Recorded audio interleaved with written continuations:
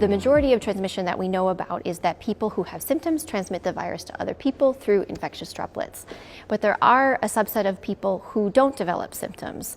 And to truly understand how many people don't have symptoms, we don't actually have that answer yet.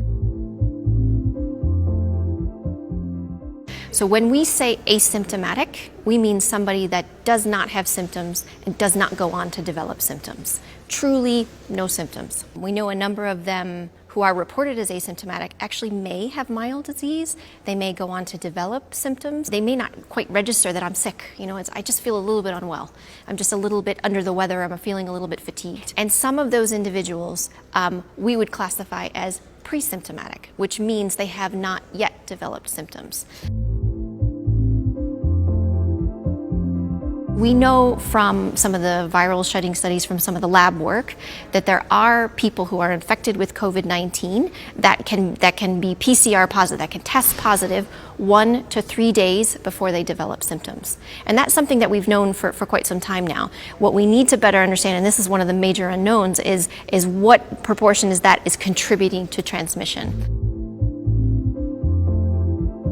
When you sing or you're shouting in a nightclub because you can't hear your friend and you're saying, can you hear me? And you're close by and you're projecting your voice at someone, then it's clear that in that situation, if the virus is present in your upper respiratory mucosa, then there's every likelihood that you can project that virus.